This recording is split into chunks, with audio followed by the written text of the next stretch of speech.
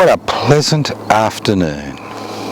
What a pleasant afternoon. The wattle's out, the sun's out, spring's round the corner, the earth's warming up. Obviously you're all getting ready to plant your spring vegetables. If you're not, think about it. Now's the time. If you haven't got any access to any little plot of backyard or land, pots, you can grow things in pots. But we're not going to talk about pleasant things today. We're going to talk about the concept of evil. That's right, E-V-I-L. Now, some people will tell you, and I assume it's a significant proportion of the population, that evil is on planet Earth because of the devil. Now, the devil through history has taken many forms, and it's very, very easy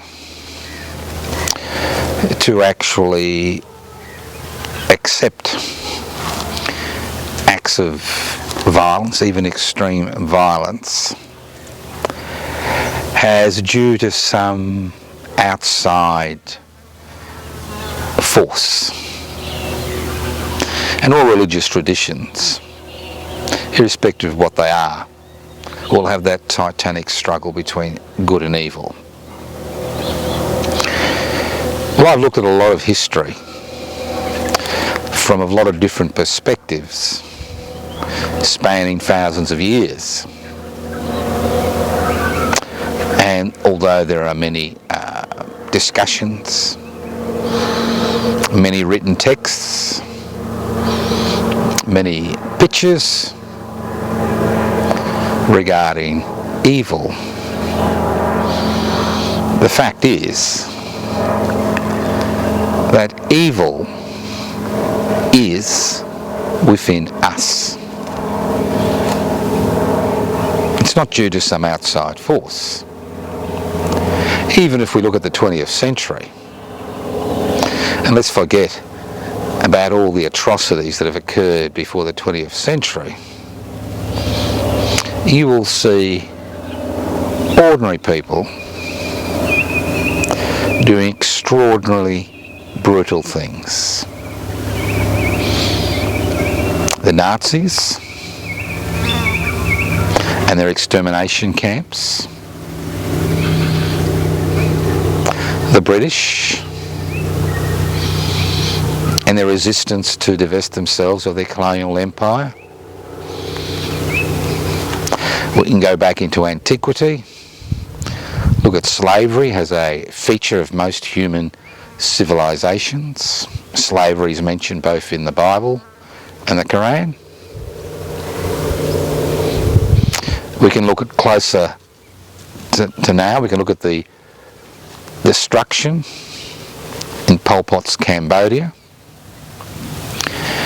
We could look at the American deforestation and destruction in Vietnam, where over 3 million people died, and where people continue to suffer the consequences of that evil. We can look at the 1 million people who died in the Iraq War. We can look at what's going on in many sections of the Middle East. We can look at the Palestinian situation in our own country, obviously in Australia. We can look at what happened to First Nations people, the extreme brutality which was used during the colonisation process, and the brutality which continues to exact a price on each and every one of us in this country, not just First Nations people.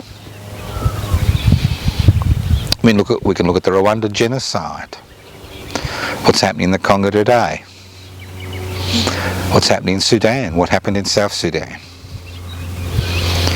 So evil is not something that is due to an outside authority, some supernatural force. It is part and parcel of our DNA. People talk about the thin veneer of civilization. If you scrape away the thin veneer of civilization, we will go out there and destroy each other. Now, I'd like to come at this from a different perspective. Obviously, individuals are capable of evil, and we see this every day. Obviously, there are reasons behind every act of violence. Whether they're rational or not is not relevant. What's relevant is are they rational to the person who perpetrated them? Somebody who is allegedly kills their partner and their 11-week-old child. Is that evil? Was that some outside demonic possession which caused them to do that, or was that part and parcel of their situation? There are no supernatural forces when it comes to evil.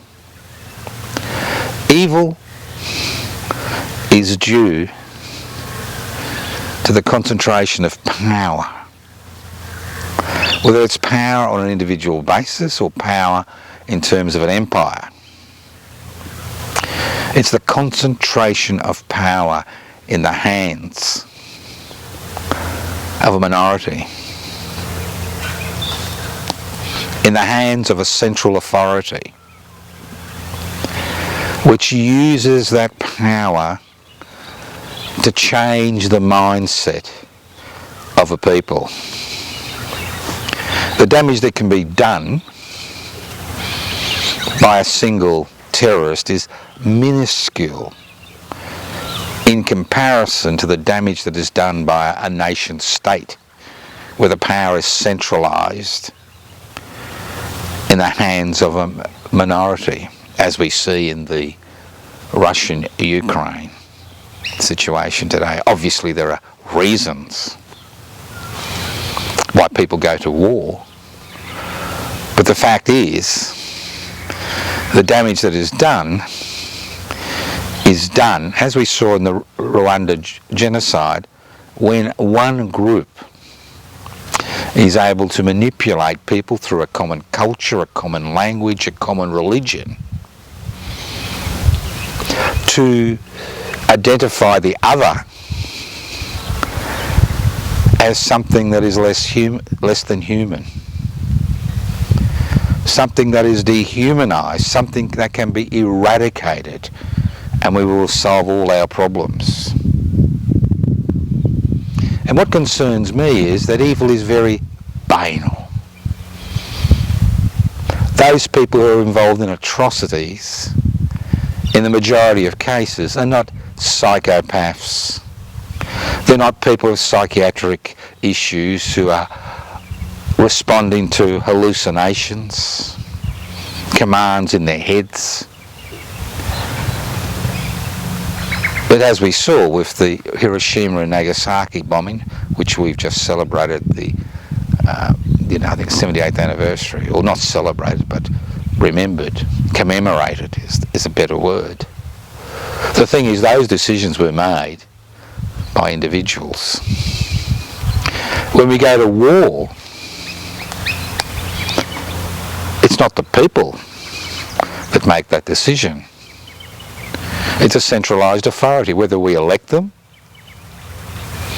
or not. In Australia, it's the Prime Minister who has that prerogative. So how does evil grow? How does it sap the energy of community? How does it become part and parcel of our everyday lives? And that's the key. It is not something which is out there. It can touch us, each and every one of us today. What seems a stable society can disintegrate very rapidly. And as our leaders begin to beat the drums of war, we can see in many regards what is necessary in order to justify the most cruelest legislation. For example, if you look at the legislative process since Federation in this country regarding First Nations people, the policies which were legally put in place and enforced, not by somebody sitting in some office giving orders, but enforced by ordinary people acting on behalf of the state and supported to a significant degree by the population at large, we need to understand why. You know, multicultural societies have an issue. And these are basically, to a significant degree, they are colonial artifices, like Canada, the United States, Australia, Fiji, Malaysia to some degree, and the list goes on and on. Multicultural societies have issues in terms of evil, but that evil isn't that catastrophic destruction you see, but it's what happens as far as the glue that holds a community together. And I've been concerned over the last 20 years, very concerned, despite legislative efforts, regarding the divisions which are being created in this society, our own society. We used to think corruption only happened over there, in those third world countries who knew no better. And today we see that corruption is part and parcel of everyday life, everyday political life in this country, because of specific ideological concerns and specific legislation. So what am I talking about? Am I floundering? Am I having difficulty defining what evil is? All you have to do is listen to any conversation in this country at any time, private conversations, conversations at a backyard barbecue, conversations, you know, at a community event, and you can see evil. You can see it, you can smell it, and most importantly, you can hear it. And evil is based on the creation of stereotypes. Stereotypes like all Aboriginal and Torres Strait Islanders are drunks. The reality is, when you look at the figures,